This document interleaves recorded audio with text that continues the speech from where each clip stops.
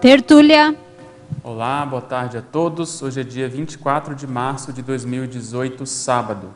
Esse é o verbete de número 4.432. Ele tem 5 páginas, 41 logias e 8 máximos.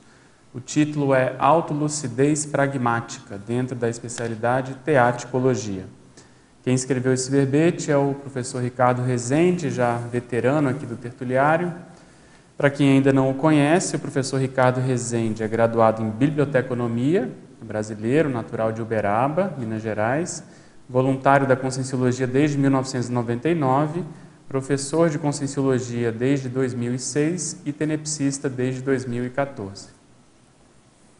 Então, definição. A autolucidez pragmática é a aplicação autoconsciente, inteligente, vivencial, prática e evolutiva das unidades de lucidez recuperadas, ADCONs, sem adiamentos nem hesitações, pela consciência utilitarista, homem ou mulher, por meio do investimento teático e contínuo na realização de empreendimentos cosmoéticos, mentais somáticos e interassistenciais da programação existencial pessoal e grupal. O holopensene pessoal da autolucidez operosa. O ato de pensenizar e materializar as lições e ideias do curso intermissivo recém-realizado. A antirruminação autopensênica. A flexibilidade pensênica pragmática. O usufruto funcional da lucidez cosmoética. A capacidade de adquirir, reter e aplicar os próprios cons. A primazia da utilização dos cons adquiridos. O viver pragmático com lucidez, o senso pragmático, o conhecimento teático, a inteligência prática, o predomínio da racionalidade no uso correto da autolucidez, a logicidade sem filosofice, a objetividade vivencial, a praticidade experimental dos conceitos do corpus da Conscienciologia e assim por diante. Na parafatologia, o usufruto proveitoso da autolucidez extrafísica nas projeções conscientes, o desfrute produtivo da autolucidez parapsíquica com o emprego da sinalética energética e parapsíquica pessoal, o acesso evolutivo e proficiente à holomemória, a aplicabilidade das apreensões avançadas relativas ao conteúdo dos fenômenos parapsíquicos, a fruição das extrapolações mentais somáticas, o aproveitamento da onda de amparo parapercebido, o uso das autoparaperceptibilidades no âmbito da interassistenciologia. E aqui dentro da argumentologia, nas páginas 14 e 15, ele traz 10 cotejos entre a consim-proexista com autolucidez pragmática e a consim-proexista com autolucidez apenas teórica ou teorética.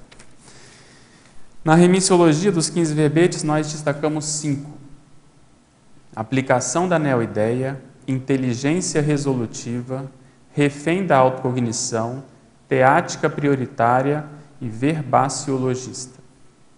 A usabilidade ampla e cosmoética das unidades de autolucidez pela consim explicita o desembaraço na aplicação dos conhecimentos evolutivos e a precisão na resolutividade existencial. Essa frase enfática ficou perfeita, né, do ponto de vista aí do confort. Você se esforça para concretizar as obras evolutivas da AutoProex por meio da utilização das unidades de lucidez recuperadas? Qual a extensão da autolucidez pragmática quanto à meta para alcançar o complexo pessoal na vida intrafísica? Na bibliografia específica, ele traz 6 fontes bibliográficas. E aqui, a mega análise com a equipe da Enciclosapiens, nós temos Teaticologia, antidispersividade, antirruminação, autodespertologia, autojuízo, autopensenologia, cognopensenidade, conscienciofilia, desempenho, funcionalidade, gesconologia, hiperpensene, holomaturidade, inteligência, lucidocracia, neopensene, prioropensene, sistemata, taquipensenologia e verbaciologia. Agora aqui os questionamentos, mas antes dos questionamentos, Ricardo, vale a pena você contextualizar o que te motivou para fazer esse verbete, por favor. Oi, boa tarde. A primeira vez que eu vi essa expressão, autolucidez pragmática, foi de uma das obras do Valdo, E aí, na época, me chamou a atenção, eu falei, não, um dia eu quero escrever sobre isso. Eu fiquei stand-by, porque na época eu não tinha sinapse para realmente entender e escrever o assunto. E aí, passaram alguns anos, eu fui vivenciando algumas situações e fui percebendo como é que estava acontecendo algumas dinâmicas que eu via como é que era a autolucidez pragmática. Que através da escrita, através do voluntariado, fui percebendo através de algumas ações minhas que isso estava funcionando. E aí eu comecei a entender mais, então eu comecei a escrever sobre o assunto e aí publicar. Né? Bacana. Em Fatologia, página 12, segunda linha. Pode aprofundar quanto à capacidade de adquirir, reter e aplicar os próprios cons? Então, aqui a ideia, por exemplo, você está no dia a dia, muitas vezes você está refletindo sobre um assunto que é importante para você, um assunto mais avançado, mais mental somático, e aí, naquele momento, você está, então, refletindo. Você ainda não entendeu ainda o conceito, a ideia sobre a ideia de fato. Só está tentando compreender. E aí chega um certo momento, a partir de algumas vivências, você realmente entende o que é aquela ideia a partir de uma vivência. E aí, a partir daquela vivência, você, então, assimila, começa a assimilar o que faz parte daquela ideia. Então, você pode assimilar a partir de, por exemplo, de uma mudança de um posicionamento pessoal, de uma nova abordagem sua em relação a alguns temas do dia a dia. Você começa, então, não só a partir daquele momento de adquirir aquela informação, você consegue retê-la no sentido de manter a autolucidez sobre aquela ideia, sobre aquele ponto, e aí você consegue, em seguida, aplicar. Quer dizer, aplicar seria essa parte, ou seja, ou você muda a sua abordagem, o seu posicionamento, ou você, pode ser pela parte, você dá, por exemplo, da autolucidez distributiva, que você pega aquela informação, parte das vivências, quer publicar e compartilhar para as pessoas. Então, é nessa dinâmica. Então, o que eu venho aprendendo nos últimos anos é justamente isso. Assim, no início, quando o primeiro verbete que eu defendi foi a oscilação da autolucidez intrafísica. Eu estava mais preocupado com como é que era eu ter uma lucidez mais estável, de não ficar ora no estado mais nosográfico, ora no estado mais homeostático. Eu queria manter mais o homeostático. E aí, né, o meu foco estava em entender a dinâmica das oscilações. Foi passar ao longo do tempo, eu consegui já conservar mais a minha lucidez homeostática, e aí eu vi como é que era a aplicabilidade disso. Como é que era aplicar, manter, reter essa informação e aplicar. Então, eu vejo que é por aí o caminho da ideia. Em Parafatologia, página 13, última linha. Pode explorar mais a respeito do uso das autoparaperceptibilidades no âmbito da interassistenciologia? Por exemplo, que nem recentemente agora estou vivenciando. Antigamente, quando eu mais jovem, eu tinha minhas vivências parapsíquicas, mas elas ficavam centradas muito para mim. Era mais para entender aspectos, entender como é que funciona a minha personalidade, a questão do meu temperamento, o meu passado multiexistencial. Então, ficava focado muito em mim, o uso do parapsiquismo. E aí, com o tempo, eu estou sentindo a necessidade sincera de usar o parapsiquismo com isso para fazer assistência. Então, que nem eu, por exemplo, vejo em situações de dinâmica, onde você, uma pessoa sua conhecida, está ali numa condição de cobaia naquela dinâmica, e você percebe no campo dela uma informação, e você sente que aquela informação tem que ser passada para a pessoa que é importante para ela entender e estudar um aspecto dela. E aí, quando eu comecei a ter interesse em mais observar o outro, e aí as parapercepções ficaram mais abertas em relação ao micro-universo do outro, vejo como para te aproveita mais você para você fazer uma ponte entre a pessoa. Então, aí você, por exemplo, nessa situação, você consegue ajudar passando uma informação que é útil para a pessoa, para estudar algum assunto, algum tema e tal. Então, vai por aí. E, além disso, de você utilizar no dia a dia o seu parapsiquismo para poder atuar também ativamente, não ficar só na condição passiva, de passividade mais apática, de você atuar mesmo. Você está percebendo uma situação que você pode, mesmo que discretamente, atuar parapsicamente, ajudar. Então, é mais nesse sentido, assim, de utilizar a sua lucidez, no caso, por exemplo, a lucidez parapsíquica, para realmente não favorecer só você, mas você poder atuar para ajudar outras pessoas. Bernadette, quer? Parabéns. Na página 12, na fatologia, você podia aprofundar na segunda linha, a antirruminação autopensênica. Então, eu dou um caso meu que quando eu estava novo, eu tinha um hábito de parar para refletir sobre minhas vivências, minhas experiências do dia a dia. Eu questionava por que eu funcionava de um jeito, de outro e tal. Então, eu ficava muito nessa uma regurgitação. Por um lado, era positivo que eu fazia reflexão, mas, por outro lado, eu ficava numa regurgitação do que eu pensava, do que eu sentia, e ficava num ciclo vicioso daquele modo de funcionar, do trabalhar, que não gerava algo. Então, por exemplo, quando eu estou escrevendo um verbete, naquele período eu estou passando por um processo de autopesquisa, autoreflexão, mas quando chegar o momento que eu tenho um entendimento mais amplo do assunto e consigo publicar, eu estou compartilhando aquela informação. Então, assim, eu não estou ficando só no meu processo intraconsciencial, de ficar ruminando só para mim no meu processo. Então, é mais de você, assim, não ficar preso às ideias, um certo apego às ideias, aos pensamentos, de forma que fica só para si mesmo o tempo todo, entende? Do momento, né? E também, do outro lado, eu vejo assim que agora eu vou colocar uma experiência que eu tive da minha vivência, que foi quando eu chegava num determinado local, eu sentia esse padrão, sabe? Por isso que eu perguntei dessa autorruminação, mas ela era negativa, sabe? Opa, olha aqui, quando eu percebi, eu tive lucidez que eu percebi que aquilo era uma ruminação pensênica minha negativa, que fazia com que baixasse o meu padrão vibratório, e eu agia de certa forma em que acabava até prejudicando as demais pessoas que conviviam comigo no dia a dia, né? Então, assim, mas quando deu esse insight da lucidez, opa, o que eu tenho que fazer? Essa virada, essa atitude, essa ação, eu acho muito, né? Que quando teve a lucidez, eu logo consegui, né? Melhorar. E isso foi daí, quando vinha, eu logo pensava e tinha pensamentos mais elevados, sabe? Ou eu fixei uma frase na minha cabeça, né? E eu ficava dizendo aquela mesma frase, sabe? Assim, até o pensamento sumir. Tá bom? Parou? Então eu vou, né? Foi uma maneira. Eu quero fazer outra pergunta também. Na fatologia, na página 12, na quarta linha, o predomínio da racionalidade no uso correto da autolucidez. Tá. Só para, antes de entrar nesse sítio, complementar o que você estava falando, eu vejo que quanto mais imatura a pessoa está, mais ela gera muitos pensenes improdutivos.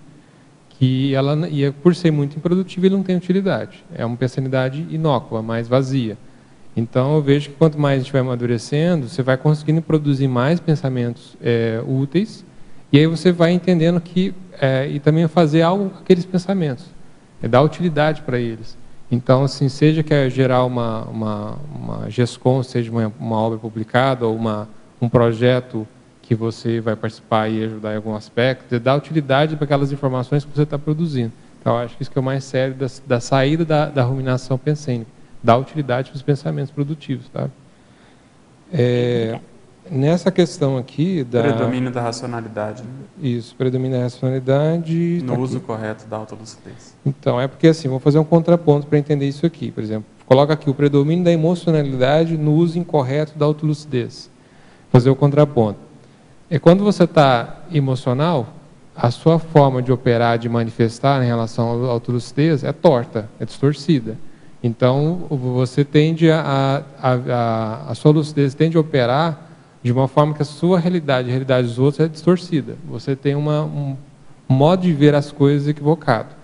Então, quanto mais predominar a racionalidade, mais a sua autoconsciencialidade, a sua lucidez vai ser correta. Você vai estar enxergando o que realmente e são as coisas que estão em relação a você ao redor.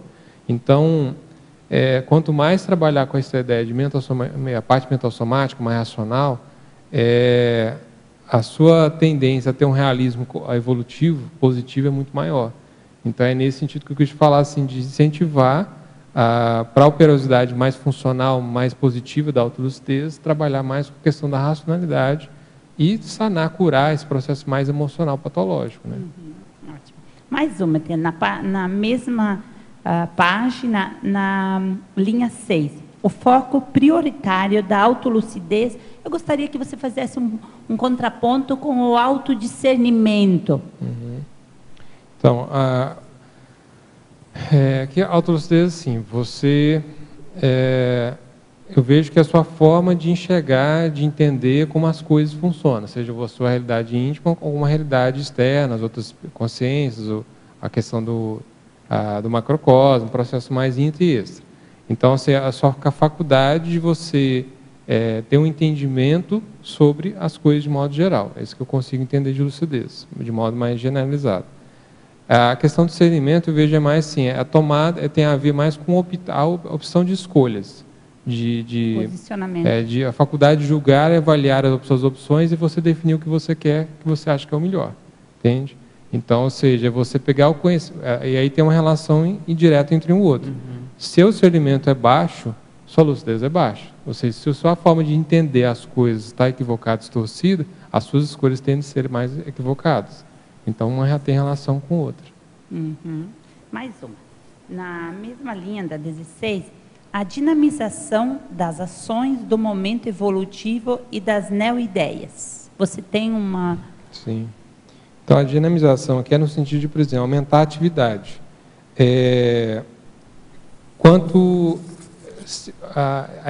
Para você pensar no contexto da evolução consciencial, o processo, como ela funciona, tende a ter um dinamismo.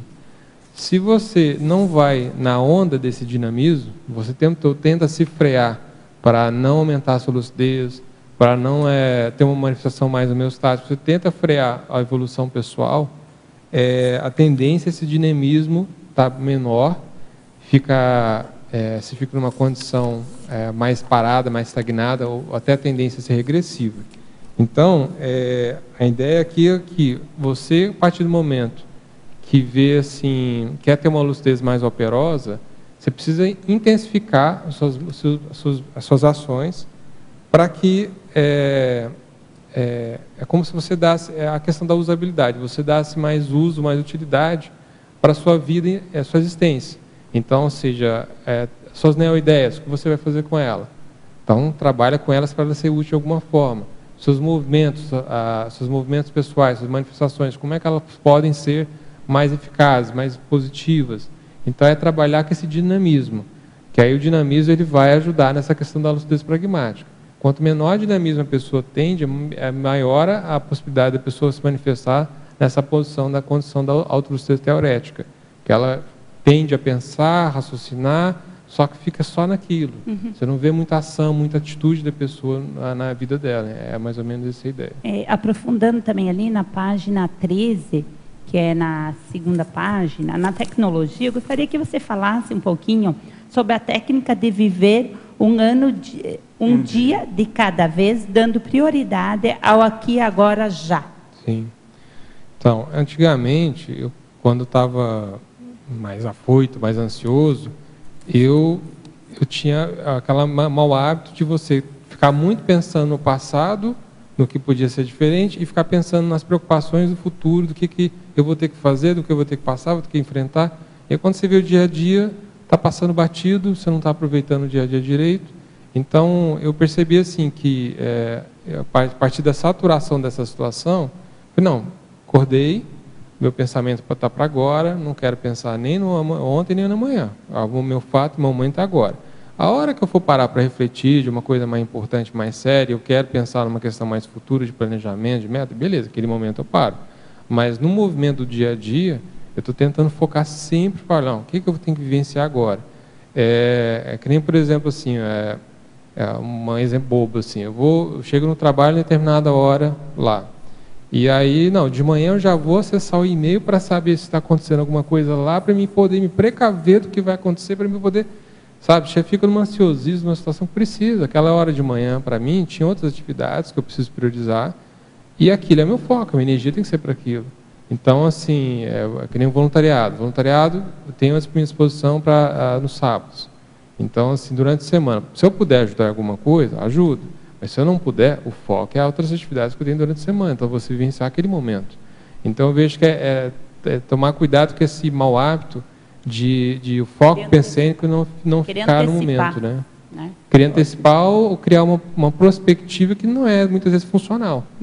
Você visualiza situações que ainda não aconteceram, que você acha que vai acontecer, e aquilo te causa mal-estar, medo, receio. Então, é sempre focar assim, no momento agora, porque eu acho que nesse sentido, a sua lucidez vai funcionar melhor. Você vai ser mais pragmática com ela. Até uma questão da organização, né? Você também se organiza para aquele momento estar resolvendo aquelas determinadas atividades. Isso. Ok. Polinomiologia, página 13. Pode comentar sobre o último, o exercício do polinômio senso de oportunidade, senso de utilidade, senso de proatividade e senso de resolutividade?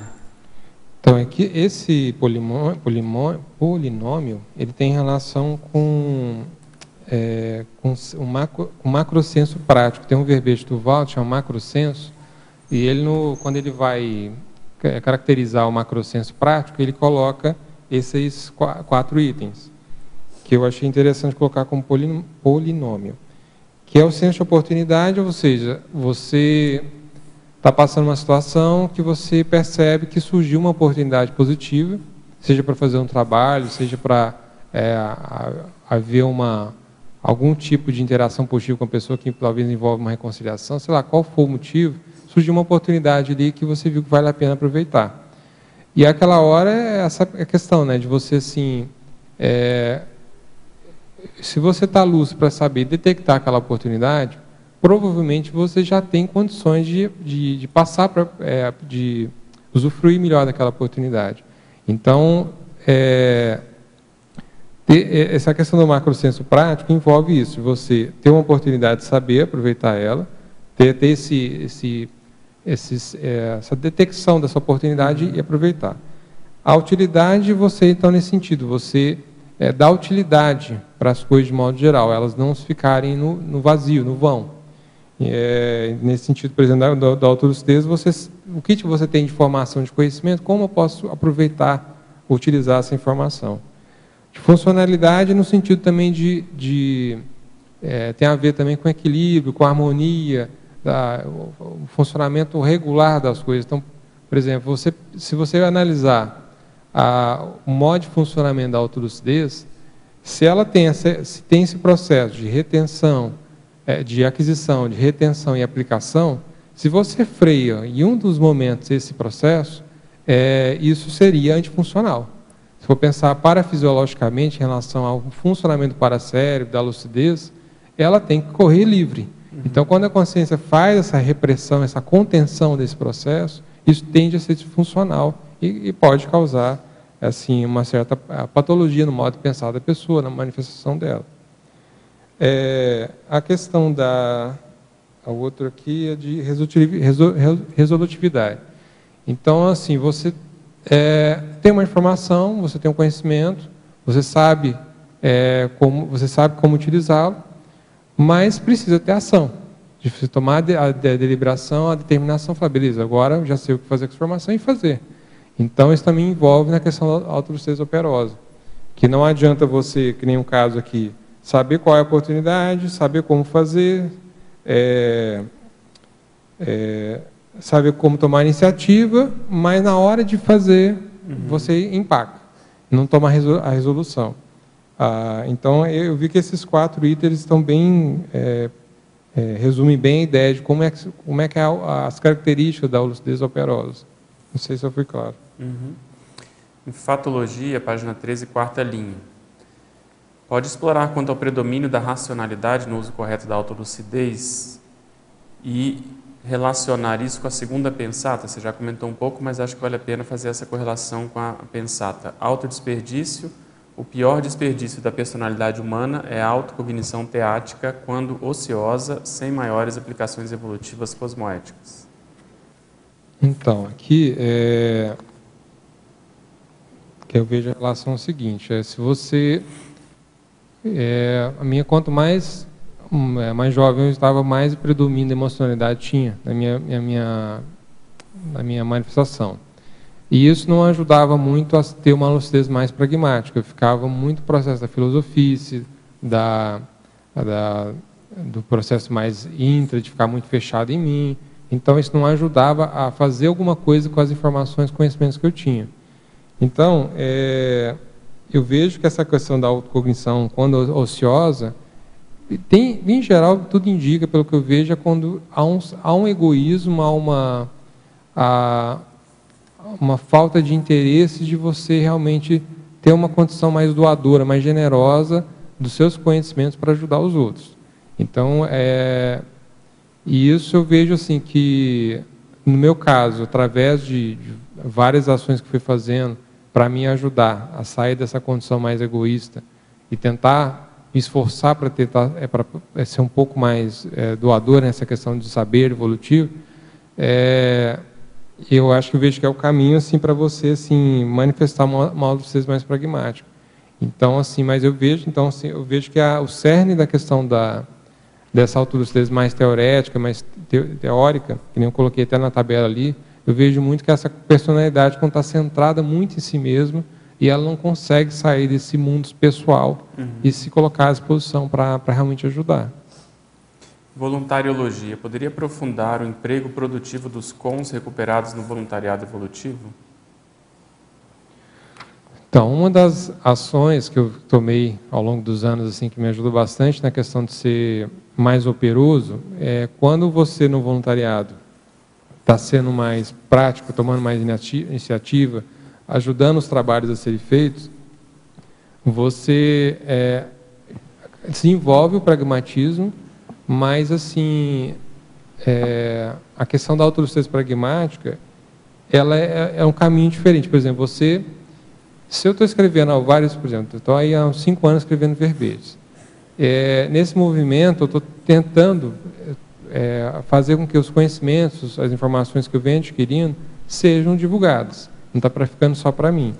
Então, assim, esse movimento simultâneo de eu estar escrevendo e, ao mesmo tempo, me dedicando ao voluntariado, ajuda no desenvolvimento tanto do pragmatismo por si só, como também na questão da lucidez pragmática. Porque, ou seja, os conhecimentos que eu estou adquirindo, eu vou poder usar tanto para distribuir através da escrita, como também tentar aplicar no contexto do voluntariado. Quer dizer, o que é aquilo que eu estou, aparentemente, um pouco mais lúcido que a maioria, talvez, ali no aspecto do voluntariado, que eu posso ajudar, posso fazer o pessoal pensar. Então, eu vejo que essa iniciativa de você, em várias frentes de trabalho, tentar assim, ser o mais pragmático possível, e de modo que você use sua lucidez para ajudar nesses contextos, aí eu acho que é o caminho. Eu gostaria de saber se o termo ad cons, que o verbetógrafo emprega na definologia, na 8ª linha da fitologia, é sinônimo de cons ou se tem outro significado. Porque o Valdo ele classificou a taxologia assim, de cons, tem ad cons, megacons, tem os criptocons. Criptocons seria o contrário dos ad cons, né? Os ad cons é aqueles que você já recuperou, que são adicionados, né? E os criptocons são aqueles que estão ainda na holomemória, que ainda não foram recuperados. Isso, né? É uma classificação. Então, isso que você fala de aplicação, autolucidez pragmática, é quando você já recuperou e já está utilizando realmente. Isso. Foi isso que ele perguntou?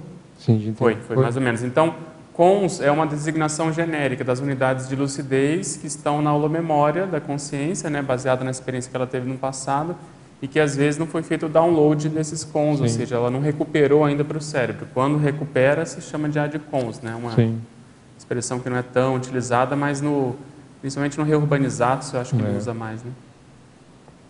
Poderias discorrer sobre a exemplologia, por favor?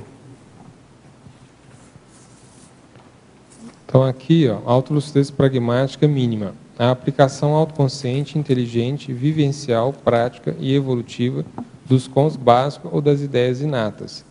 Então, aqui, primeiro eu coloquei esse item para mostrar assim, de que ao longo do tempo, né, desde a infância, passando da adolescência até a adultidade, a recuperação desses cons básicos, né, que aí se a consciência já consegue, pelo menos desses cons básicos, ideias inatas, já ter uma aplicabilidade dessas informações, já mostra uma autolucidez pragmática mínima.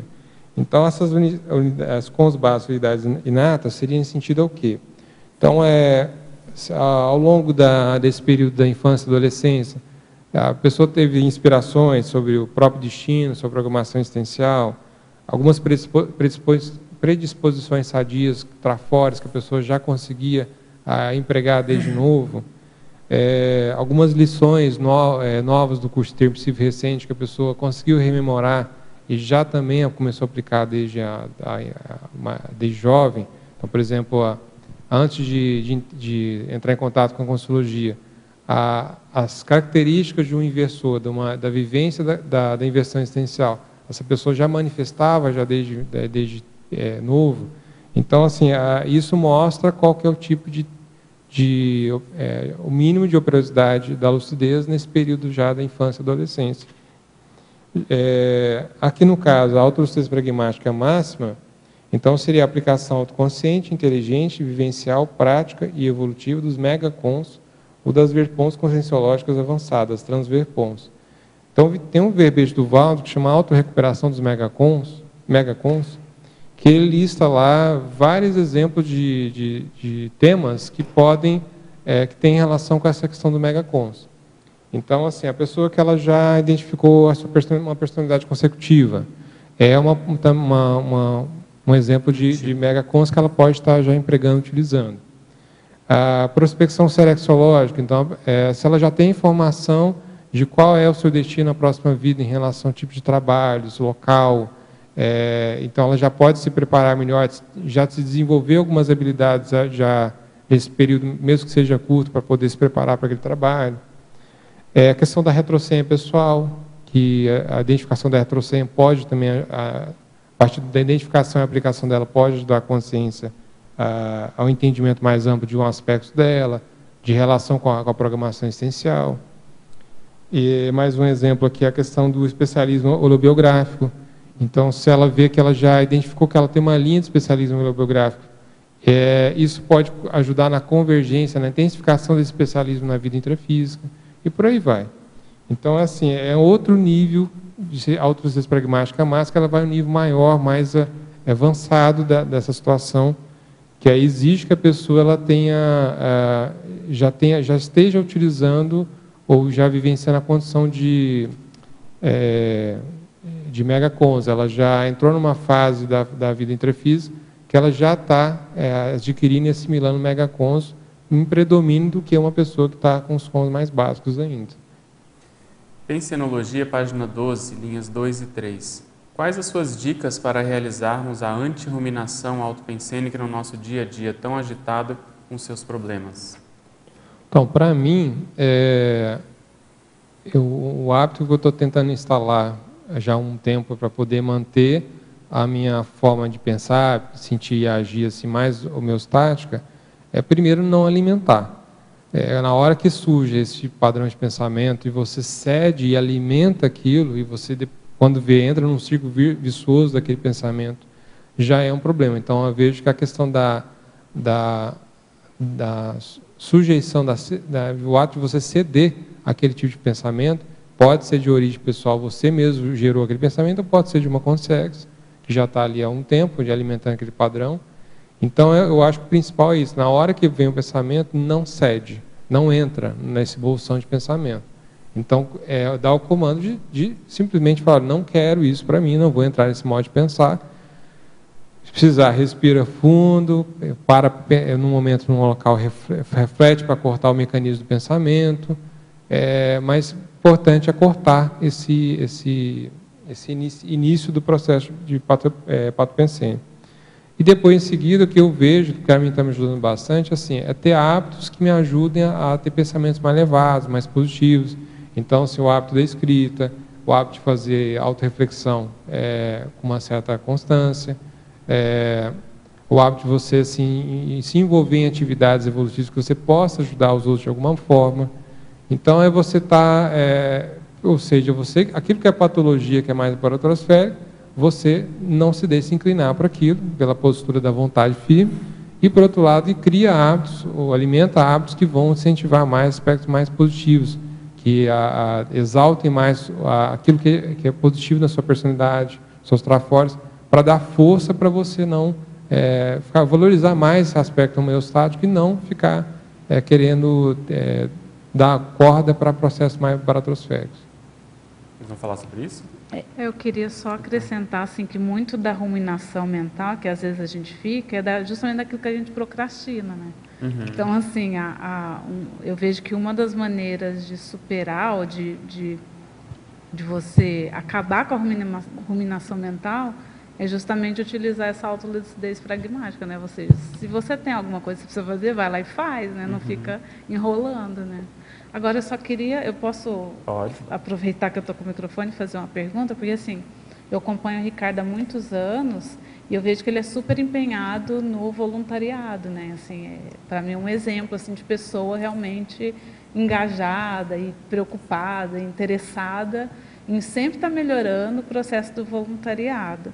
Aí eu queria que você falasse, com base nessa sua experiência, qual é que você vê, qual que é a principal dificuldade, de modo geral, que a pessoa tem nesse engajamento no voluntariado, né? Até você coloca aqui na fatologia, na penúltima linha, você coloca assim: a anulação das forças intraconscienciais contrárias à autolucidez profícua, né? Que eu vejo que tem relação, mas quais seriam esses, vamos dizer, esses traços, esses principais impedidores que você vê, assim, principalmente no voluntariado, para a pessoa conseguir usar essa autolucidez pragmática?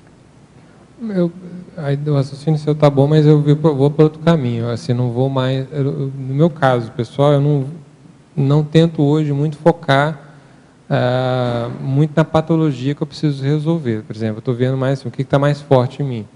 São assim princípios ou valores meus mais evolutivos que me dão muita força para fazer as coisas e seguir em frente e não deixar de fazer os trabalhos.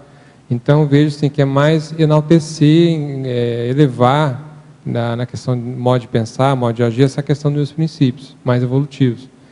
E, então, assim, a questão do compromisso, de querer sempre ter um compromisso, eu vou atendo o compromisso que precisa ser feito, aí ajuda na questão da resolutividade. Eu tenho uma certa disposição, boa disposição para, quando me pede ajuda, eu vou lá e ajudo. Então, assim, eu acho que essa questão da lucidez pragmática, ela envolve, sim, um certo saber em relação a como utilizar a lucidez, porém existe um processo de amadurecimento da consciência que envolve isso, valores, princípios, para ela poder dar vazão para esses conhecimentos. Porque que nem um dos itens estava colocado aqui, que quanto maior a questão da ignorância, mais a consciência ela retém os conhecimentos, ela quer usar aquilo como forma de poder, então ela não quer aprofundar essa interação, essa distribuição dessas informações, e aí eu crio esse problema de não ter uma autolucidez pragmática. Então eu vejo assim, que no caso do voluntariado, se você entra no fluxo de trabalho interassistencial, ele te ajuda a desenvolver essa operosidade evolutiva e essa autolucidez pragmática. Mas que eu vejo que quando você entra na onda do processo, tanto os amparadores vão investir em você para te dar força para ajudar naquilo, como você se fortalece para poder conseguir desenvolver essas questões. Eu vejo que é por aí. Irene?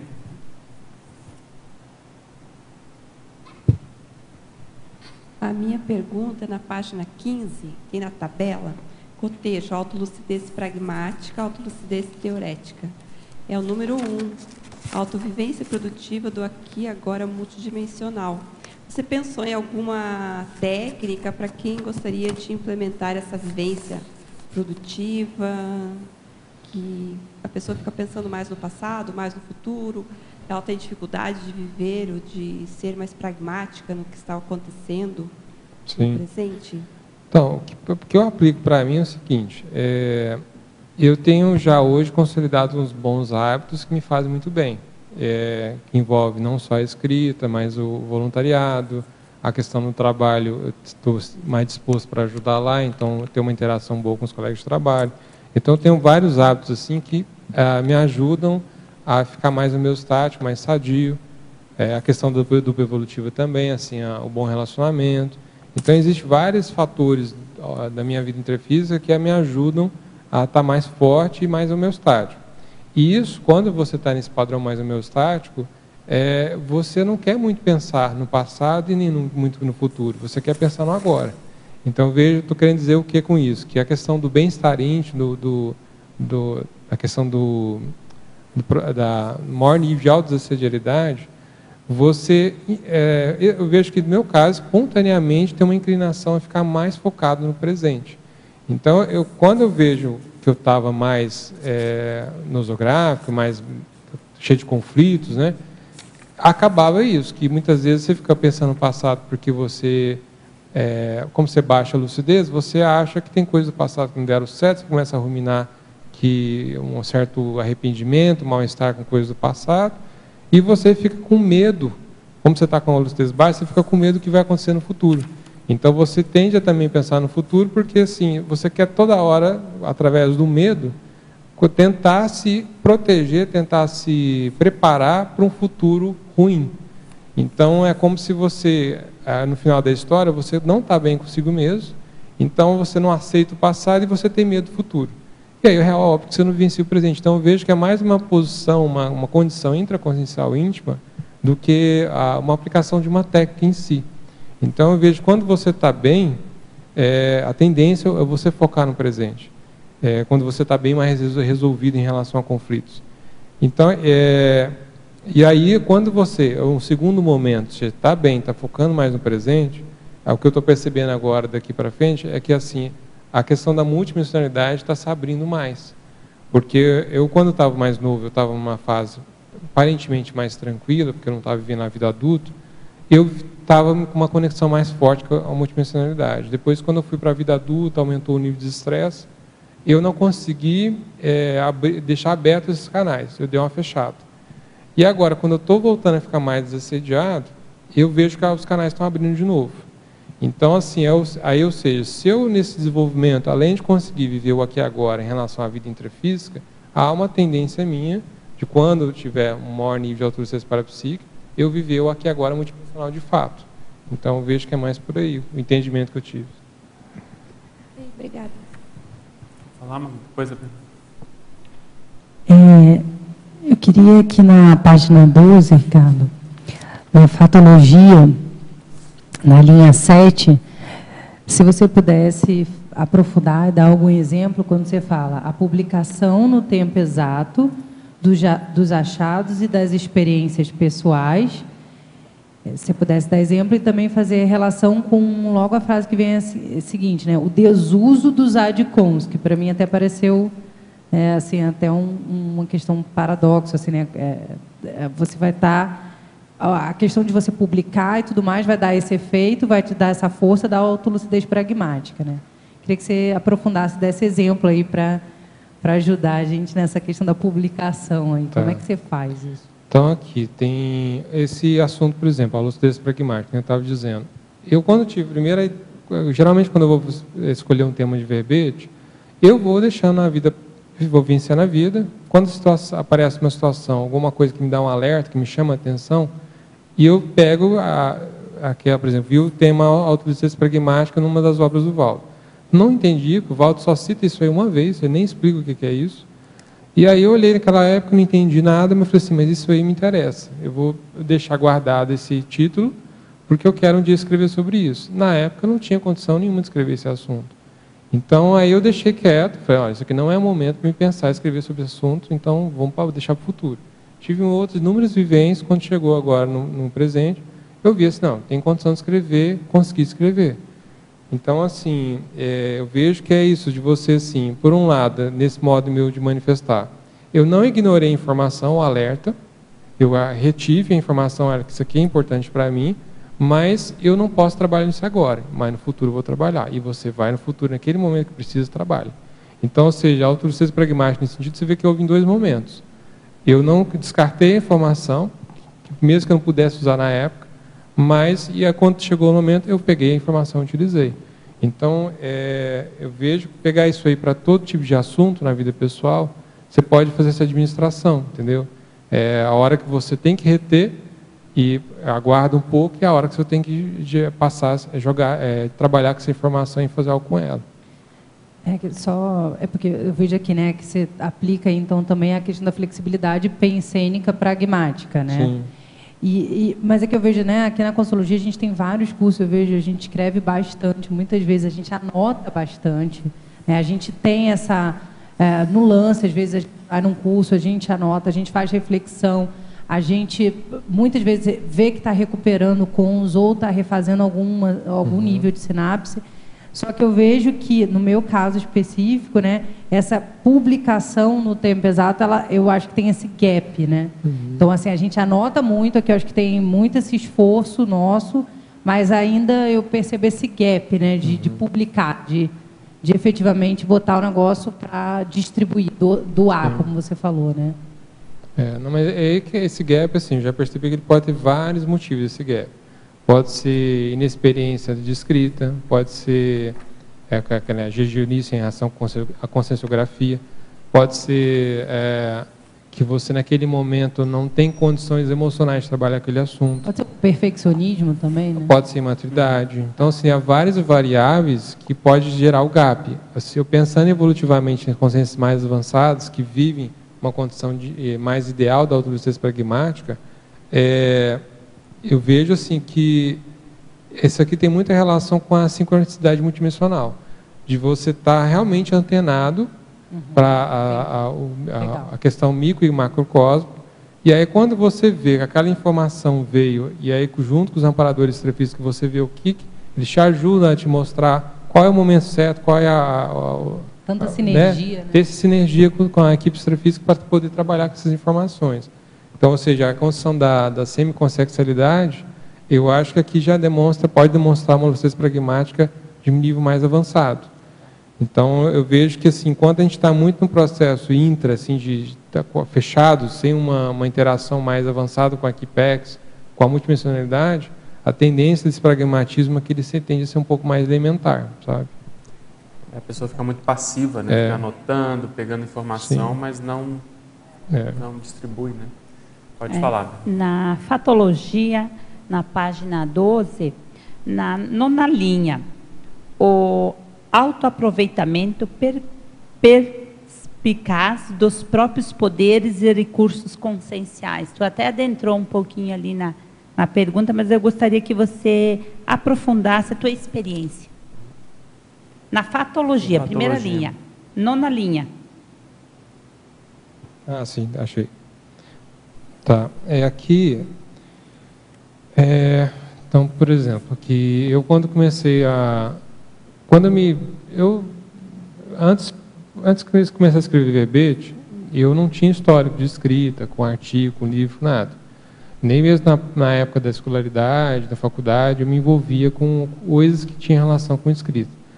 E aí, quando eu fui escrever o primeiro verbete, na época eu tive dificuldade, não foi prazeroso o primeiro verbete, que eu bati muito a cabeça, mas quando foi passando os anos, eu fui vendo a minha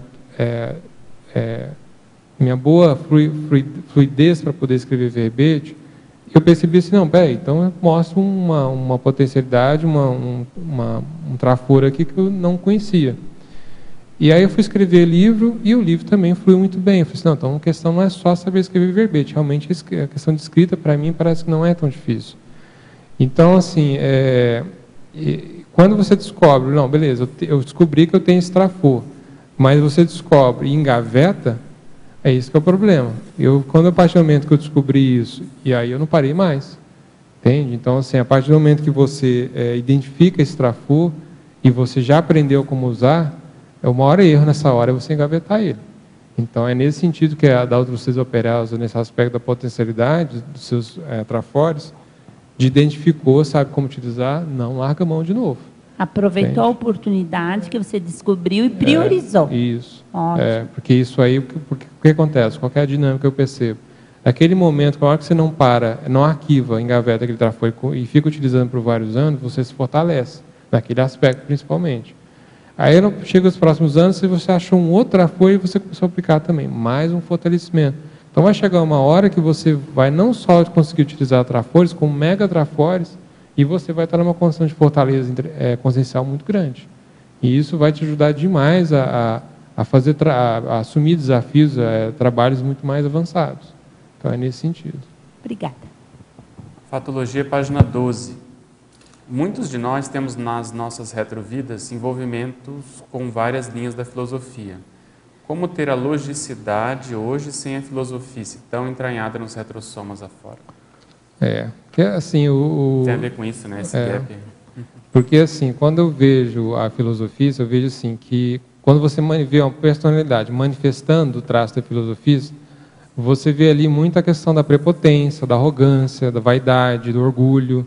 Você não vê de fato a pessoa querendo trabalhar com conhecimento de modo a querer ajudar as pessoas a ampliarem suas lucidez. A pessoa está muito envaidecida com o próprio saber, que muitas vezes tem muita falácia, e ela não foca nisso, por exemplo, que seria o foco mais evolutivo, seria como eu posso ajudar a ampliar a lucidez dos outros. Então, eu vejo que a questão da logicidade, você pode trabalhar com argumentos muito lógicos, muito racionais, mas que possam ajudar pessoas a realmente a aprofundar o entendimento da sua própria realidade, gerar impactoterapia de um modo muito mais positivo. Então, por exemplo, nas interações que a gente tem aqui na comunidade, quando a gente vai participar de dinâmica e há alguma abordagem com você, seja de um EPICON com você ou de uma Consex manifestando com você, amparadora, e ela te traz uma informação que te traz um impacto, e aquilo depois, passado um tempo, de você ver a transformação que fez em você aquela informação, porque você assimilou ela e começou a aplicar, você entra nesse dinamismo que é muito mais agradável, muito mais positivo do que o processo da filosofia. Porque vai ficar centrada somente num ego de uma pessoa, não vai fazer esse trabalho interassistencial que envolve a distribuição de saber evolutivo, se você passar a informação para o outro com enfoque de ajudar, né? Eu estou achando curioso que a gente está no meio do curso do helenismo, né? Eu vim de lá e realmente vale a pena. Para quem puder, esse curso fica gravado e disponível para quem se interessar. Ele está de manhã e agora à tarde. E o professor Jarbas e o professor Alexandre Dung fizeram uma visão de conjunto sobre o processo grego, a influência do processo grego na civilização ocidental de modo geral, e mostra bem isso, quer dizer, o quanto que você utilizar essa cognição na prática, como que isso aconteceu na história, e aí no caso da nossa abordagem, você vê que às vezes são as mesmas personalidades que foram fazendo isso na história, e muitas estão aqui, né? Principalmente a partir de Alexandre o Grande, que ampliou o Império Grego, conquistou lá o processo da Pérsia, fez uma condição de, vamos dizer assim, de uma expansão enorme dessa cultura, e ele fazia questão de fazer a aculturação, a miscigenação, essa troca. Então você vê o quanto que esse processo, na prática, ele funciona, quer dizer, ele tirou a condição da teoria, e os filósofos antigamente eram assim, né? Quer dizer, você não é hoje como você poderia ter um filósofo teórico. Antigamente o filósofo ele era aquilo que ele acreditava naquelas ideias e ele aplicava aquilo na vida. Isso que era o senso de filosofia, né? Então estou achando curioso você falar isso e deu o gancho. Então hoje à tarde a gente vai ver mais a parte das personalidades consecutivas, né? E aí tem mais uma pergunta aqui que diz o seguinte: na página 12, 8ª linha, a lei biológica do uso e desuso de Lamarck vale também quanto ao desuso dos adcons que temos? Você coloca a questão dos desuso dos adcons. E aí ele faz uma correlação com a lei biológica do uso e desuso de Lamarck. Quer dizer, se você não usa, você falou um pouco isso.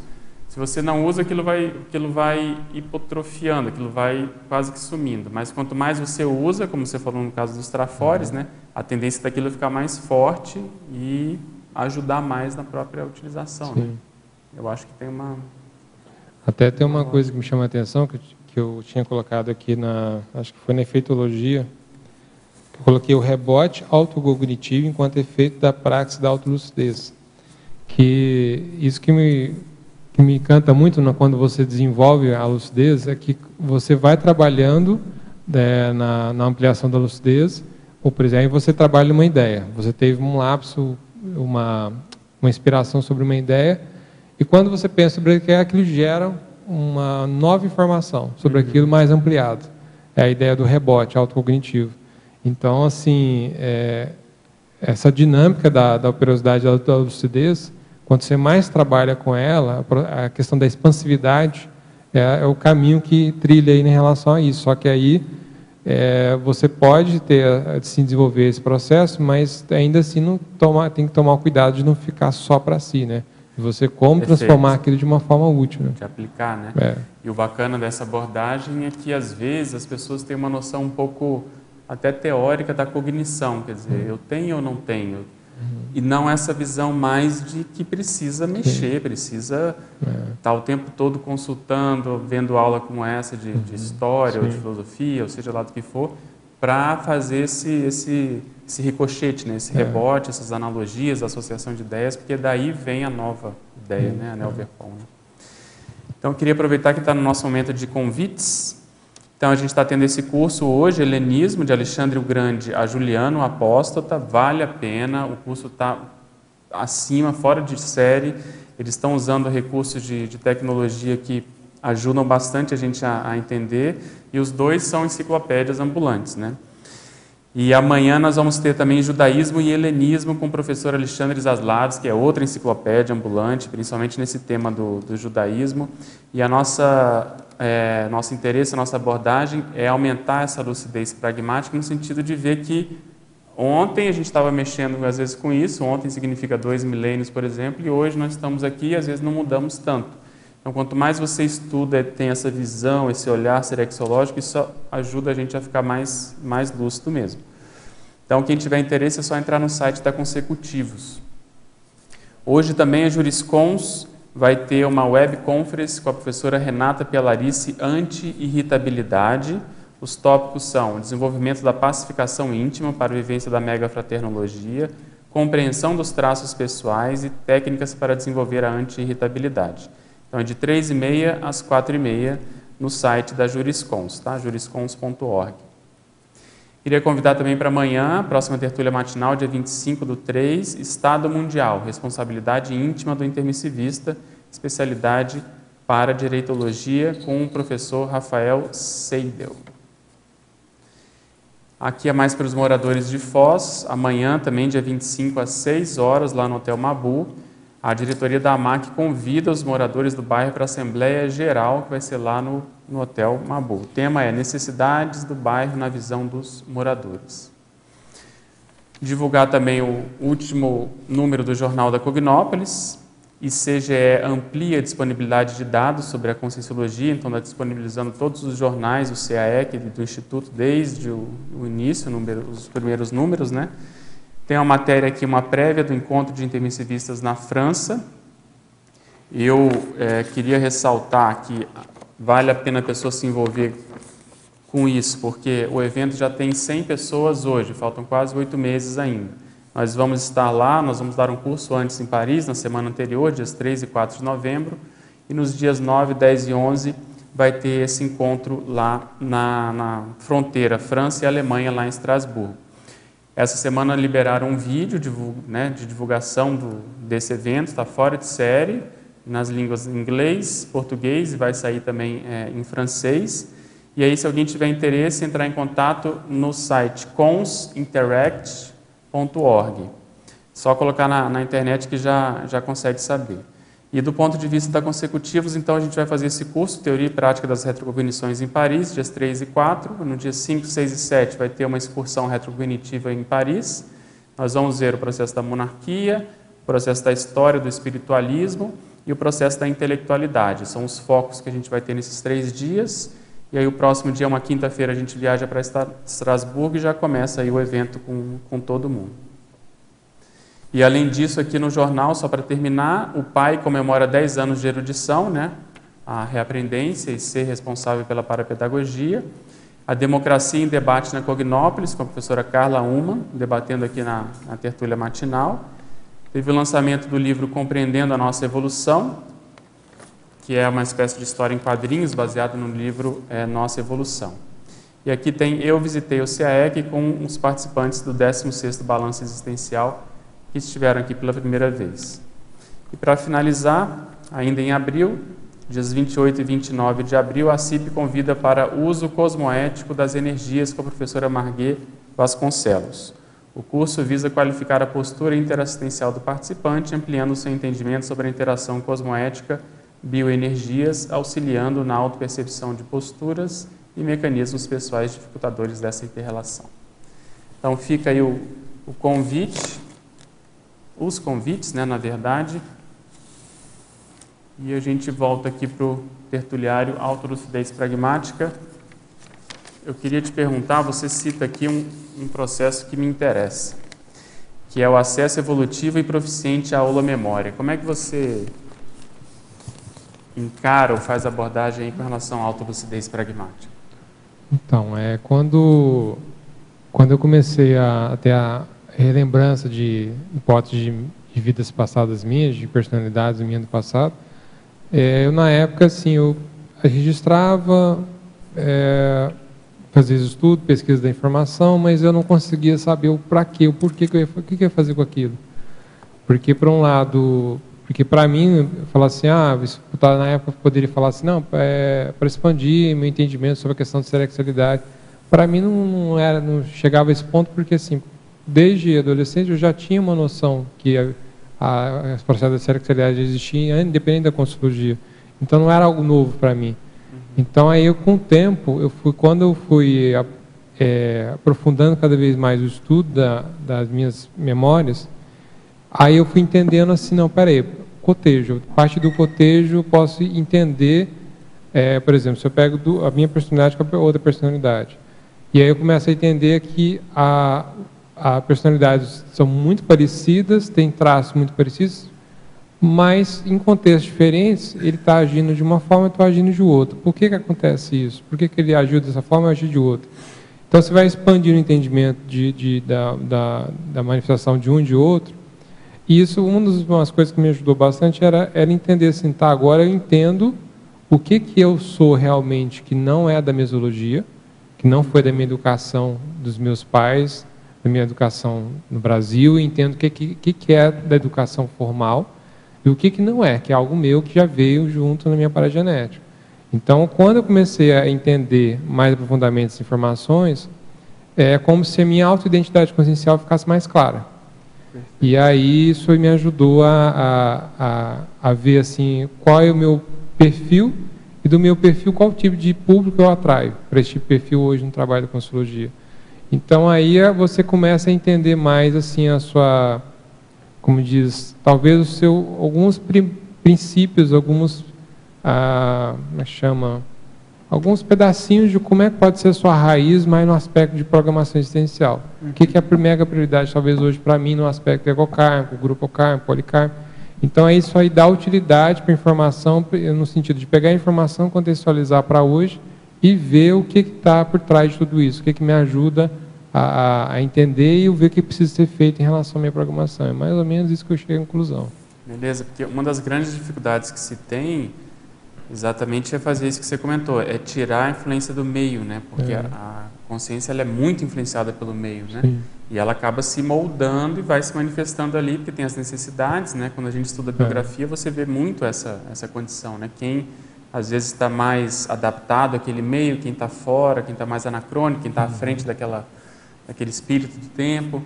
Então, e a gente sofre muito essa influência. Então, quando você começa a ter essa visão de conjunto um pouco maior, com uma hipótese de retrovida, compara com a atual, você começa a ver que, independente do meio, às vezes tem coisas que, interesses, valores, né, manifestações que elas estão ali, independente de quem foi seu pai, foi sua mãe, que às vezes não são as mesmas pessoas, o país é outro, a língua é outra, né? Então, realmente, isso ajuda bastante a você ver. Quer dizer, se eu sou assim, eu devo ter sido fruto de meios anteriores, ou aprendido isso em profissões, ocupações, né, experiências mais antigas, e aí você correlaciona com a Proex. Quer dizer, se eu tenho essa bagagem, eu devo ter trafores nessa área, né, e a pessoa se reconhece nisso, e aí fica mais claro ela saber o que ela tem que fazer. Realmente é isso. Mas, Elvio, você quer... Eu queria te dar os parabéns pela... grande emprego que você faz, que você está falando verbete com prática. Quer dizer, você não é teoria, e isso realmente, eu acho que isso mexe muito, que às vezes a pessoa quer demonstrar uma coisa, mas na verdade a pessoa não tem aquela vivência. Então, baseado nisso, aqui na página 15, no cotejo, item 10, Você colocou aqui, tendência a manifestar a condição de instantaneidade consciencial. E a diferença, que é a prevalência da postergação indefinida e morosidade consciencial. Eu queria saber o que você fez isso, porque, por exemplo, é muito comum a gente não ter a acabativa das coisas. Não sei se você já venceu essa fase, mas parece que é uma barreira que tem, né? Em que a gente, por exemplo, você começa a ler um livro bom, você lê 15 páginas, 20, e depois deixa para lá, e você vai no outro evento, compra outro. Quer dizer, você não tem aquela acabativa, porque no meu caso, por exemplo, acontece isso, entende? Então, para tentar vencer isso, se você passou, por isso que você que é dessa área, né? O que você poderia esclarecer aí? Então, quanto mais novo, mais eu tinha meus travões que realmente eu não conseguia nem iniciar as coisas. Acabar era secundário, porque nem iniciar eu conseguia. Então, na minha fase pessoal minha, escolaridade, faculdade, sempre foi muito difícil para mim. Porque a minha tendência era muito assim, de querer ser um cara bem alienado, que eu não gostava de me conviver com nada que fosse no meio externo. Então, como eu era obrigado a ter que ir para a escola, a ter que ir para a faculdade, meu corpo estava lá, mas a minha consciência nunca estava. Então, assim, para mim era difícil me envolver com as obrigações da vida humana. Eu tinha muita inadaptação com isso. Com o tempo, pelo amadurecimento, pela saturação das situações, eu vi que aquilo para mim não dava mais. Não dava para mim ficar alimentando essa alienação minha, porque a graça tinha acabado, como diz, né? Acabou o gosto de querer ficar naquela situação. E aí eu comecei, então, a ver o que eu posso investir em mim, que possa me ajudar a fazer parar com essa alienação, romper meus travões e ser mais prático, ser mais pragmático. Então, assim, antes de entrar na Consciologia, o que me salvou, me ajudou, porque eu já manifestei parapsiquismo desde a adolescência. Desde os 12 anos já mostrava já convivia com consciência, com situações que me conectavam com o mundo extrafísico. Então, embora eu estava alienado com o mundo intrafísico, o mundo extrafísico eu estava conectado, isso me ajudou a ficar um pouco menos pior. E aí, com o tempo, depois que eu entrei em contato com a Consciologia, eu percebi assim, o que eu posso fazer com essas informações parapsíquicas que eu tive ao longo de toda a minha adolescência e posso transformar isso em alguma coisa. Então, então veio a questão do voluntariado, a parte escrita, o próprio trabalho mesmo me ajudou a desenvolver algumas coisas, trabalho na sociedade. Então, enfim, são vários movimentos que te levam a ter que se amadurecer para trabalhar melhor, para funcionar melhor.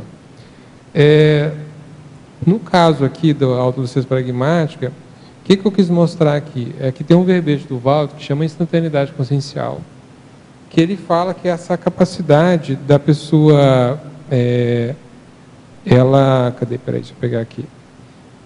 Que a capacidade da pessoa, sim, ela tem uma questão da psiquismo. Ela tem uma informação, sabe o que fazer com aquela informação e imediatamente ela age. Porque ela sabe que precisa ser...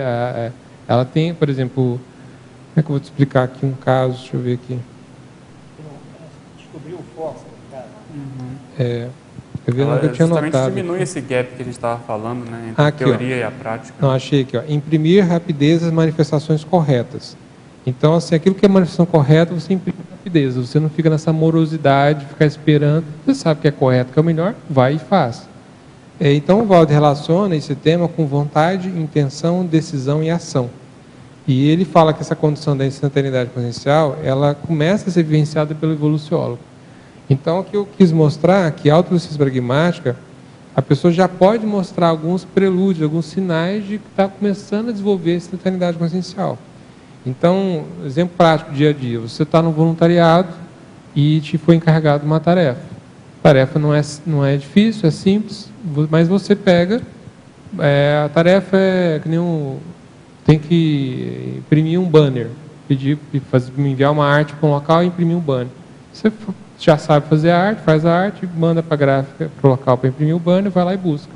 Você faz isso em 2 dias, vamos supor. Agora pega o caso da pessoa, não.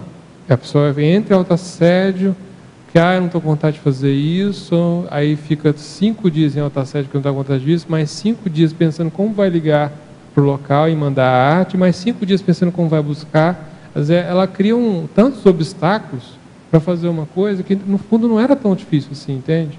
Então, eu vejo que o mais sério na questão da morosidade, da postergação, é a questão de você ver assim, quais as crenças, posicionamentos anacrônicos, ultrapassados, você ainda está defendendo, que está te bloqueando de você ter uma fluência mais livre, mais fácil, mais desassediada, entende?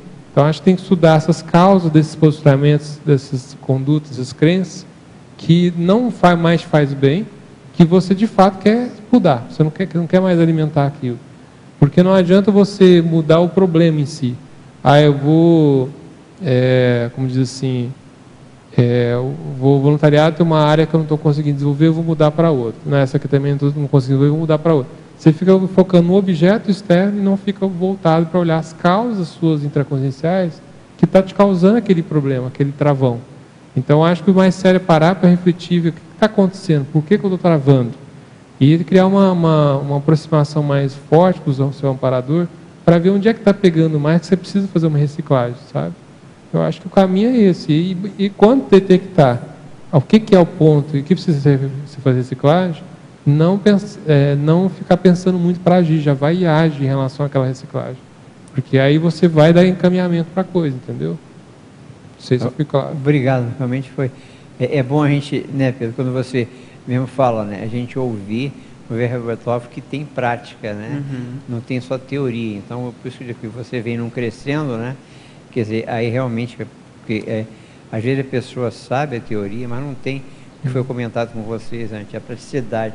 Porque se você pegar o caminho, por mais boa vontade que você tenha, se você pegar o caminho errado, é igual numa estrada. Você pegou, você vai ter que voltar e às vezes não dá nem tempo, né? Sim. Então, assim como a gente tem que dirigir numa estrada que a gente não conhece, imagina a vida da gente, né? Porque hoje mesmo uma pessoa falou uma coisa interessante para mim, disse assim, né? Disse assim, eu já cansei de viver em outras vidas como Consigne e não deu muito certo. Nessa agora eu vou tentar ver se eu consigo ver mais a parte consciencial para ver se eu consigo melhorar, quer dizer, esse é um complemento. Né? Só pegando essa discussão, uma pergunta aqui que pede para você quais são suas vivências pessoais sobre a instantaneidade consciencial. Você já comentou um pouquinho, mas... Sim. Então, uma coisa que para mim é importante é o seguinte, que recentemente aconteceu eu estava na dinâmica de especificidade e eu tenho um exercício lá que você fica aparentemente parecido com o Consigne Cobaia, não é bem um Consigne Cobaia, mas aparece. E eu me dispus para participar, fui sorteado e fui. E eu já tinha ido várias vezes, tá? Mas o dia que eu fui foi a única vez que a Marina estava presente. Nas outras diversas que eu fui, ela não estava presente. E aí antes do exercício do cobaia, eu teve o exercício do epicentrismo para você montar o campo. Eu montei o campo, fiz umas manobras energéticas e depois teve essa parte cobaia. E aí a Marina abordou uma coisa comigo lá, um assunto, e ela soube detalhes de coisas que eu vi que tinha parador envolvido na história, que comunicou com ela de coisas que tinham falado para mim, que ela tinha informação muito detalhada de coisas que não dava para saber. E aí, na hora aquilo não foi agradável, eu aceito essa informação, que eu preciso realmente reeducar naquele ponto. E aí eu passei algumas semanas trabalhando com aquilo, levei para o papel, fui tentar pensar mais sobre o assunto e comecei no dia a dia a colocar em prática aquela situação. Então, assim, aí, o que eu estou dizendo, a partir do momento que você tem uma abordagem, seja uma consciência amparadora como um amparador, sexo, recebe aquela informação, você assimila, capta, já começa a ver um plano de ação de como executar aquela ideia e já começa a executar. Então, eu vejo que essa instantaneidade é isso, de você não esperar para amanhã uma coisa que já é viável você fazer, você já tem condição, então é você simplesmente tomar a iniciativa e fazer. Então, é desde essa situação da dinâmica, como em outras diversas que eu passei, onde eu tive informação, assimilei e já apliquei, e isso você vai desenvolvendo instantaneidade. Então, por exemplo, ano passado, você compara a si mesmo em relação a 10 anos atrás. Como você agia nessas situações? Talvez eu entrava de meses em alto assédio, aí ficava regurgitando aquilo, não fazia nada, ficava vitimizado, revoltado. Quer dizer, melhorou, né? Então, assim, é nesse sentido que a gente vai desenvolvendo a instantaneidade. Você quase sorriu, mano. Quase. Quase, é. Minha luta com ele é para ele sorrir, que aí você vai... E aqui tem relação com isso, página 15, item 5, primeira coluna. Como fazer a profilaxia ao adiamento de autovivências construtivas? Acho que tem relação com isso, né, que você comentou. Para mim, assim, o que eu estava falando antes, é a questão de valor. Você, assim, se dá valor... Por exemplo, antigamente eu tinha dificuldade da questão de autorrespeito. Eu tinha muito traço de autodesrespeito. Então, ou seja, eu não podia falar para mim, eu valorizo a mim mesmo, ficava uma coisa forçada. Eu não valorizava de fato a mim mesmo, então não adiantava ficar pensando dessa forma. O que eu tinha como sempre um valor, que eu estava colocando mais anteriormente, é a questão de princípios. Tem alguns pontos meus, desde a infância, que eu manifesto, que são muito positivos, que é esse principalmente assim, de atender a compromissos com os outros. Comigo eu era mais largado, mas em relação com os outros eu era mais rígido. Então, assim, e isso me ajudou bastante a melhorar me reeducar em algumas coisas pessoais. Então, eu vejo assim que se você vê, em relação aos outros, você já está mais desenvolvido, porque você está atendendo bem os compromissos com outros, a questão da responsabilidade, beleza. Agora, no aspecto pessoal, de você não ser responsável consigo mesmo, o que eu estou percebendo ao longo dos anos é o seguinte, que como você vive um bom tempo, um padrão mais nosográfico, baratrosférico, você sabe como é que é aquilo, e quando você começa a conseguir viver mais predominantemente no homeostático, você começa a valorizar aquilo. E aí você começa, poxa, eu não quero mais voltar àquele padrão anterior, porque eu estou gostando muito de ficar desse jeito aqui. Então, aí quando você começa a fazer isso, você começa a respeitar mais, de fato, e aí você tem menos inclinação, tendência para ficar adiando as coisas, porque você não quer voltar para o lado pior. Então, é nesse sentido. Exemplo seu é a questão do verbete. Você vem crescendo aí, escrevendo, defendendo, né? E é isso. Aí, quando a gente tem esse resultado prático, tanto do ponto de vista da escrita como da defesa aqui, você vê o quanto é bom, né? Isso, Porque se você deixar, o tempo passa e você não coloca as ideias, né, para os outros. Então, eu acho que é um exemplo bem prático. Aí, só para finalizar a ideia, só uma coisa que me vale a pena mencionar, é que, assim, por muito tempo eu fiquei reforçando meus trafares. E há uma tendência, por a gente estar na Terra, o pessoal com pensamento mais patológico mesmo, de querer reforçar os traços negativos dos outros. Então, eu vejo assim que o caminho para a reeducação consciencial é reforçar os trafores. Você não vai ignorar os trafares, mas é reforçar os trafores e reeducando os trafares pontualmente. Porque o que é uma coisa que me incomoda é uma tendência a abrir inúmeras frentes em relação a inúmeros trafares, querer resolver tudo e você vê que você acaba se autodesrespeitando. Então, eu vejo assim, piora muito a situação e você tende a mais ficar...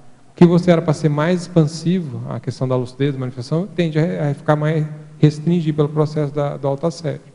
Então, só reforçar esse aspecto do adiamento não ficar se culpando, se condenando pelos seus trafares. Eu vejo o que você tem de trafores que você já é bom, reforça isso, fortifica em relação a isso, porque as manifestações mais trafaristas, elas tendem a diminuir. E isso que eu estou fazendo ao longo dos anos, eu estou reforçando os trafores, eu não estou, como dizem, numa relação ditadora comigo de falar assim, olha, eu vou eliminar todos os meus trafares. Eu acho que é bom eu falar isso, porque assim, é um modo como eu penso que eu acho que funciona melhor. Eu acho que tem até a ver com isso que você estava falando, que eu fiquei pensando muito numa técnica, me parece, que você usa, e teria até uma sugestão para ver se é isso mesmo, que é a questão do protagonismo. Eu vejo que você tem um processo de protagonismo evolutivo, então você está na questão do voluntariado, você está na escrita do verbete, você percebe que o negócio é bom, você vai. Me parece que para superar tudo isso, você faz esse papel de protagonista. Até fiquei pensando, poxa, eu poderia estar aqui na técnica, né? Que ele acaba exercendo esse papel de protagonista e com isso ele consegue aplicar mais vamos dizer assim, as teorias, enfim, o arcabouço que você vai aprendendo, né? Mas esse negócio de protagonista, eu vejo que por trás disso que me chama a atenção é que, por exemplo, embora na minha história que eu sempre tendia a ser mais alienado, mais fechado, nas situações que eu tinha que me enfrentar em alguma coisa, eu nunca escondi a cara, sempre me dei a tapa a cara. Então, assim, na minha memória, quando comecei a entrar na Conscienciologia e eu comecei a fazer vários CP1s, eu via que eu já não me surpreendia, que embora meu jeitão fechado, na hora que ia lá para o CP1, eu botava minha cara a tapa, podiam falar o que quiser, que eu estava tranquilão. E, ou seja, na questão de heterocrítica, para mim nunca foi difícil. A minha autocrítica para mim era difícil, mas a heterocrítica dos outros não era. E eu gostava de receber heterocrítica porque, assim, eu não me incomodo com algo que eu preciso consertar dito pelo outro. Para mim era mais difícil escutar o que eu tinha que falar para mim. Então, assim, eu estou querendo dizer assim, que essa parte de protagonismo, o que me ajuda bastante, se você ter essa transparência, essa franqueza de abertura de relacionamento com os outros, de você não querer esconder nada. E aí você o protagonista é feito. Porque eu acho que a condição da pessoa que não é protagonista, porque tem uma tendência a não querer se esconder, de querer colocar para a cara, porque de algum modo aquilo para a pessoa ainda não é positivo, entende? Então acho que essa questão de dar a tapa a cara no sentido positivo, né, não no sentido mais agressivo da coisa, mas assim, eu acho que ajuda realmente essa ideia de protagonismo para mexer com o pragmatismo. Porque você se coloca em situações de o estresse positivo, né, para quebrar o status anterior, né, principalmente envolvendo outras pessoas. Né. E daí eu queria fazer mais uma pergunta, que é aqui na página 13. Eu queria que você fizesse a conexão, né, na terceira linha de baixo para cima, que você fala, na parafatologia, a fruição das extrapolações mentais somáticas, e que você fizesse uma correlação com a frase enfática. Tá. Então, as extrapolações mental-somáticas, então, eu tive algumas vivências ao longo da vida que, assim, são extrapolações que te fazem ter uma visão mais ampla, mais positiva, mais realista das coisas, e que aquilo ali pode ficar simplesmente por um prazer pessoal de nossa, que bacana, e morre por aí. Então, o que eu venho tentando é, quando eu tenho essas extrapolações, que eu posso transformar isso em quê? Por exemplo, se for um produto, né, transformar isso num verbete, num artigo, num livro, num curso. Quer dizer, o que eu posso fazer com essa extrapolação? Então, eu acho que isso é o importante da questão da fruição nesse sentido, não ficar por mero prazer pessoal. Entende? A questão da frase aqui, a usabilidade ampla e cosmoética das unidades de autolucidez, pela Consciem, explicita o desembaraço na aplicação dos conhecimentos evolutivos e a precisão na resolutividade existencial. O que eu percebi aqui é o seguinte: dois grandes efeitos que eu vejo na questão da usabilidade da autolucidez.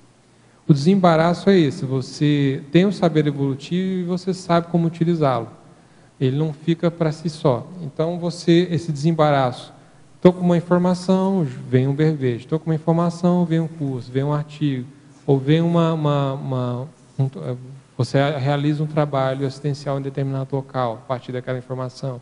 Então, você deixa fluir esse processo. Então, mostra um desembaraço que tem relação direta com a autodesejabilidade. E aí eu vejo a questão da maturidade consciencial, que quanto maior a maturidade consciencial, maior o nível das informações aprendidas vão ser cada vez mais avançados, porque você vai ter estrutura intraconsciencial para aguentar o impacto dessas informações. E a questão da precisão na resolutividade é que eu percebo que, além de você entrar nesse processo de aplicação dos conhecimentos no aspecto mais distributivo, na parte de vida intrafísica, você tem uma manifestação mais resolutiva.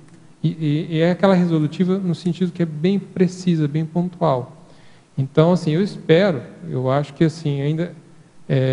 eu acho que eu estou começando a apresentar essa precisão na resolutividade, mas eu acho que ainda tem muito a desenvolver. Mas eu vou dar um exemplo específico aqui. Teve uma oportunidade que eu estava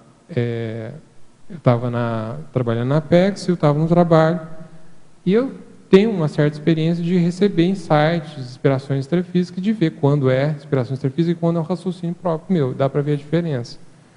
E aí eu no trabalho... sem qualquer conexão com a Apex, qualquer coisa da Apex, eu estava andando e a frase na minha cabeça: faça o congresso acontecer. E eu falei, mas como assim? Deu aquela vontade boa, aquela inspiração, e eu tinha relação com o primeiro congresso da Apex de Praxeologia. E aí eu falei, beleza, na hora você me dá informação, eu toco. Então, comecei a dar encaminhamento, fiz movimentação lá na Apex, e foi feito o primeiro congresso com o lançamento da primeira revista de praxeologia. Então, o que acontece? Houve naquele momento, a Consex viu que eu tinha disponibilidade, trouxe informação, eu fui resolutivo e falei assim, beleza, vamos fazer. E fiz. Então, assim, esse trabalho de você estar conectado com o extrafísico, com a Equipex, e você saber usar aquela informação e o momento certo para ela ser feita, e você funcionar dessa forma, a coisa toda anda nesse processo. Então, eu vejo que a dinâmica, cada vez nesse sentido, vai intensificar. Entende? Eu acho que é o caminho dessa autolucidez pragmática nesse sentido. Página 13, em efeitologia, poderia falar sobre os efeitos da hiperacuidade teática no ritmo evolutivo pessoal? Tá, os efeitos da hiperacuidade teática no ritmo evolutivo pessoal. Isso aí está nos efeitos, né? Efeitologia. Segunda linha, no final da segunda linha. Espera aí. Página 13, tá efeitologia. Então, que eu percebo o seguinte, que quanto maior a sua ampliação de lucidez com o tempo, então, por exemplo, pegar esse caso de verbete. Como eu estou constantemente escrevendo verbete de assuntos diversos, eu não tenho, embora eu tenha tendência a pegar assuntos de lucidologia ou praxeologia, mas eu não fico preso nisso. O que tiver de demanda de coisa para escrever, eu vou escrever. Então, com o longo tempo, os 25 temas, a maioria são bem diferenciados, que eu escrevi de verbete, e pensa que cada tema, cada vez que priorizei aquele tema, trouxe vivências novas, trouxe pensamentos novos sobre aquele assunto. Então, eu tive 25 oportunidades de experimentar coisas novas, de temas diferentes, trabalhando a expansão de lucidez sobre esses assuntos. Então, ou seja, ao longo desse tempo, há vários efeitos, né? Por exemplo, reciclagem. Cada tema desse eu tive que fazer um certo nível de reciclagem pessoal. Seja de algum aspecto que seja, mas precisou ser feito. A questão então, assim, dessa reciclagem, pegar o primeiro verbete que eu apresentei a hoje, houve uma melhoria na minha manifestação. Seja na parte mais mecânica, física, de voz, de comunicação, seja na parte mais de energia, de interação. Então, alguma coisa deve ter melhorado. É esse ritmo que ele começa a melhorar, porque a sua lucidez aumentou, né? Você começa a ficar menos... Então, se você entra nesse fluxo de ampliação progressiva, dinâmica, contínua da lucidez, e sabendo usar essa lucidez, o ritmo de evolução do seu crescimento, seu amadurecimento pessoal é mais acelerado. Então, para mim, os últimos 6 anos... proporcionalmente em relação aos 6 anos anteriores, provavelmente foi bem mais rápido a minha progressão, porque eu investi em coisas que fez isso. Então, até tem uma expressão que eu já vi utilizada na Consciologia, que é a intensificação da recuperação de cons pessoais. Isso, para mim, é a melhor coisa que tem, para você realmente acelerar o seu desenvolvimento pessoal sem afobamento, sem ansiedade. É a intensificação no sentido de você vai botar em prática ações, atitudes, de modo correto, equilibrado, mas assim, tudo de modo planejado, mas assim, você vai intensificar. Não chega uma intensificação louca, desequilibrada, mas é uma intensificação positiva, nesse sentido de entrar num dinamismo, sabe? Em binomiologia, segunda linha, o binômio desapego sadio inteligente, pragmatismo existencial evolutivo. O que seria esse desapego sadio inteligente? Aqui, eu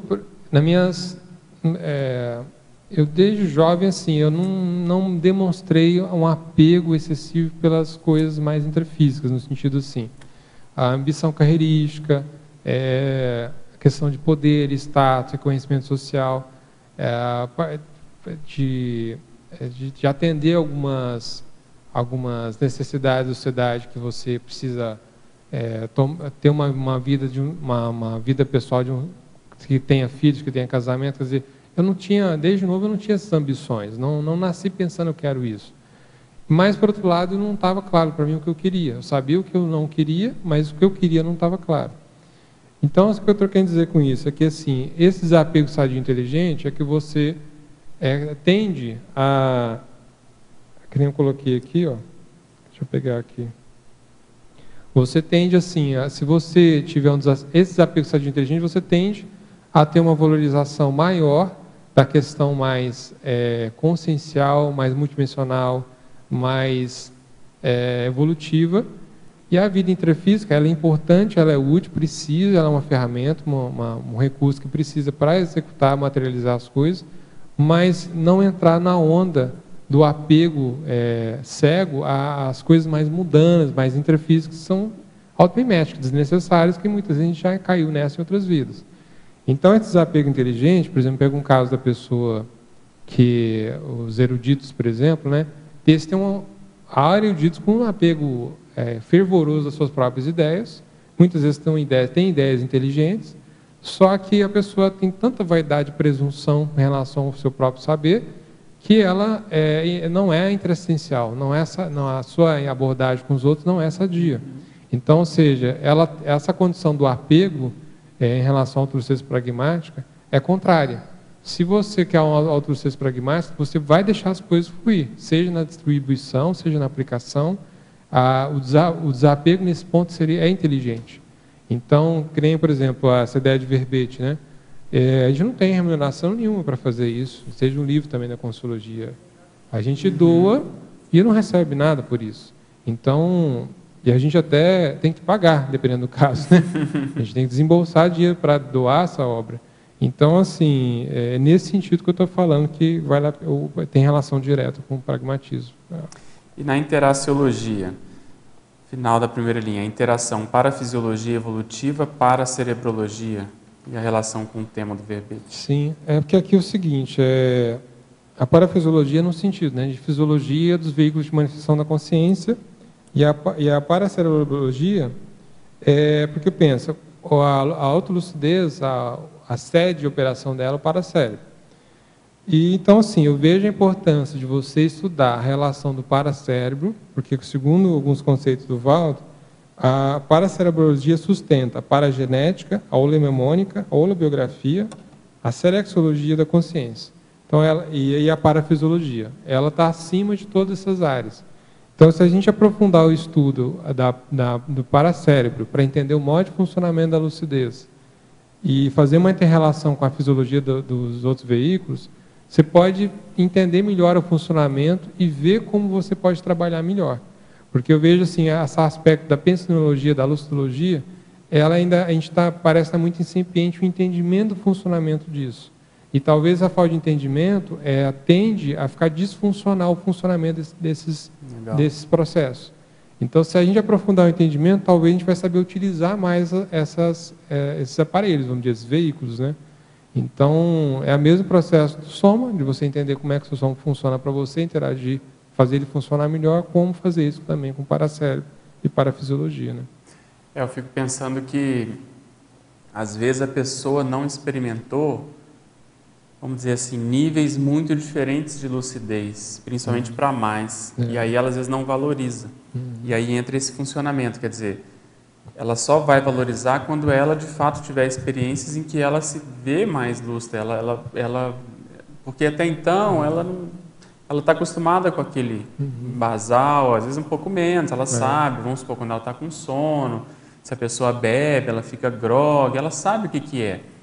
Mas o que você está falando, né, que eu entendo, é exatamente isso, quando ela vai muito além, acima do basal, que ela pode se manifestar mais assim. E aí tem todo o esforço de ir atrás disso, que é o processo de cognição, de escrita, de trabalhar com as energias.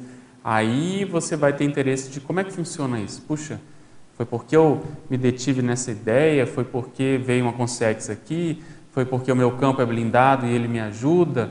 Então ela vai começar realmente a correr atrás e aí os amparadores começam a realmente ter mais interesse, porque ela já saiu daquela condição de consim mesmo, né? De querer ser só consim e viver a vida como se não tivesse nada. Até um outro aspecto que, como eu desde novo, eu fico atento à questão da lucidez, porque é uma preocupação minha. Quanto mais eu fui expandindo mais minha lucidez, eu percebi a diferença do pensionizar, a sensação do pensionizar mais dentro do cérebro, e o pensionizar mais dentro do paracérebro. Você, por exemplo, no dia a dia, quando você está com pensamentos mais instintivos, banais, você percebe que não há descoincidência para a cabeça, ela fica mais conectada, e você vê o automatismo de pensamentos mais primários e instintivos ocorrendo no cérebro. E aí, quando você está num momento mais de descoincidência, mais avançado, mais expandido, você vê que há um deslocamento para a cabeça e você sente que está mais funcionando o pensamento mais para fora. E isso dá para ver. Então, assim, isso é o negócio da parafisiologia.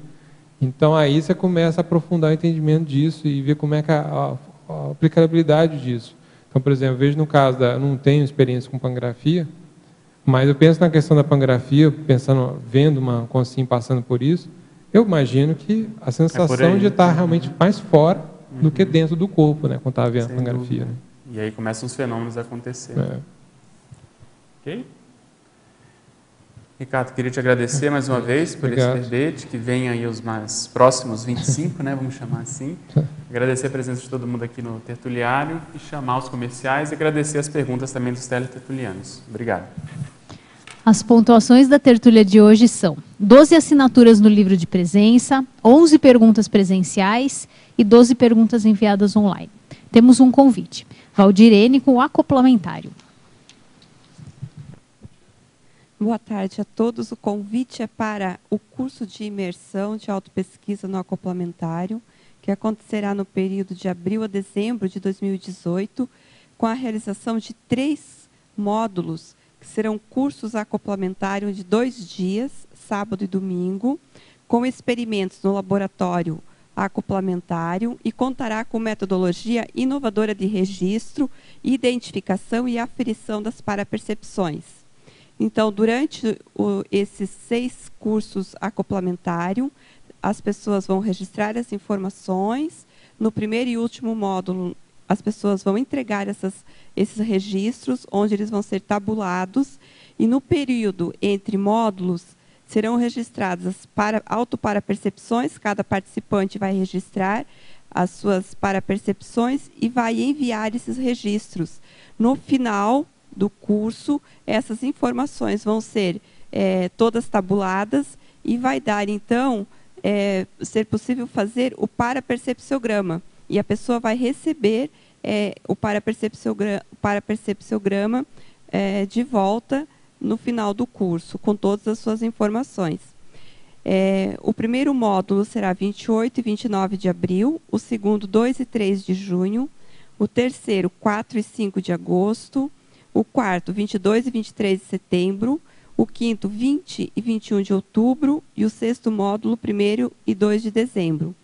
Os pré-requisitos para a participação é o participante já ter feito pelo menos um curso acoplamentário e participar de 75% da carga total do curso, sendo obrigatória a participação no primeiro e no último módulo. E as vagas são limitadas a 36 participantes. Os benefícios que a pessoa terá de analisar a autoevolução das parapercepções, aprender a levantar hipóteses sobre as autoparapercepções, avaliar as condições holossomáticas pessoal e grupal, comparar as parapercepções pessoal com as do grupo, mapear a sinalética anímica, parapsíquica e energética. E os EPICONs que vão participar deste curso: Hernande Leite, Miriam Sanches, Everaldo Bergonzini, Lilian Zolé, Guilherme Kunz, Flávio Bononato, Everton Santos e Fernando Barbaresco. Maiores informações para a inscrição na recepção do CAEC ou através do telefone 45 2102 1499. Obrigada. O título do verbete de amanhã é Reconhecimento do Padrão Pensênico Amparador. A especialidade é Parapercepciologia. A verbetógrafa é a professora Simone Zanella. Agradecemos a presença e a participação de todos. Desejamos uma ótima tarde. Até amanhã.